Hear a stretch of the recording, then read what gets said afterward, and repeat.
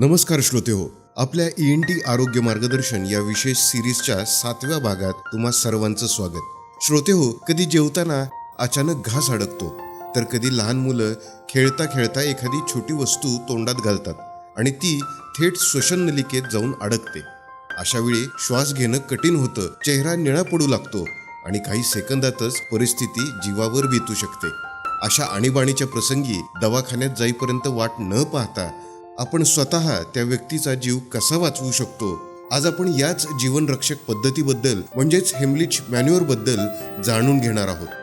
अशाच अत्यंत महत्त्वाच्या आणि अधिकृत माहितीसाठी आपल्या हेल्थ गुरु आय केअर चॅनलला आत्ताच सबस्क्राईब करा आणि हा व्हिडिओ आपल्या मित्रपरिवाराला नक्की शेअर करा. पाहूयात संकट कसं ओळखायचं आणि श्वास का गुदमरतो. श्रोते हो, जेव्हा अन्नाचा कण, एखादी गोळी किंवा कोणतीही वस्तू श्वसन नलिकेत अडकते तेव्हा फुफ्फुसांपर्यंत हवा पोहोचणं बंद होतं. हे कसं ओळखावं? व्यक्ती अचानक दोन्ही हातांनी आपला गळा घट्ट धरते, व्यक्तीला बोलता येत नाही किंवा जोरात खोकता येत नाही, श्वास घेताना शिट्टीसारखा आवाज येतो किंवा श्वास पूर्ण बंद होतो, चेहरा आणि नखं निळी पडू लागतात. अशावेळी सर्वात आधी शांत राहा, रुग्णाला जोरात खोकायला सांगा, कारण अनेकदा फक्त खोकल्यामुळेच अडकलेली वस्तू बाहेर येऊ शकते. पण जर खोकून सुद्धा फरक पडत नसेल तर त्वरित हेमलिच पद्धत सुरू करा. पाहूयात हेमलिच पद्धत, याची कृती कशी करावी. श्रोते हो, ही पद्धत नीट समजून घ्या, कारण हे ज्ञान कोणाचेही प्राण वाचवू शकतं. सर्वात आधी रुग्णाच्या पाठीमागं उभे राहा आणि तुमचे दोन्ही हात त्यांच्या कमरेभोवती गुंडाळा. तुमच्या एका हाताची मूठ आवळा, मुठीचा अंगठा रुग्णाच्या बरगड्यांच्या खाली आणि पोटाच्या वरच्या भागात ठेवा.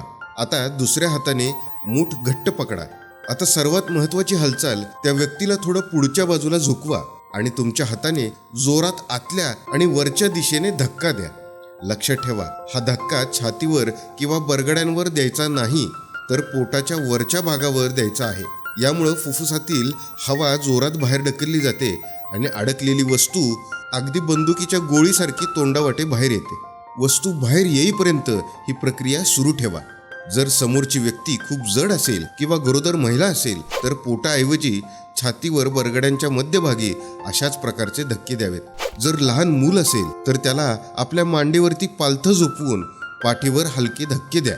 एकदा का अडकलेली वस्तू बाहेर आली की रुग्णाला थोडं पाणी द्या आणि तरीही एकदा डॉक्टरांकडून तपासणी करून घ्या, कारण आतील भागाला काही जखम झाली नाही ना, हे पाहणं गरजेचं असतं. श्रोते हो, ही हेमलिच पद्धत प्रत्येक महाराष्ट्रीयन कुटुंबाला माहिती असायला हवी, कारण संकट सांगून येत नाही, पण तयारी असेल तर आपण संकटावर मात करू शकतो. तुम्हाला या पद्धतीबद्दल आधी माहिती होतं का?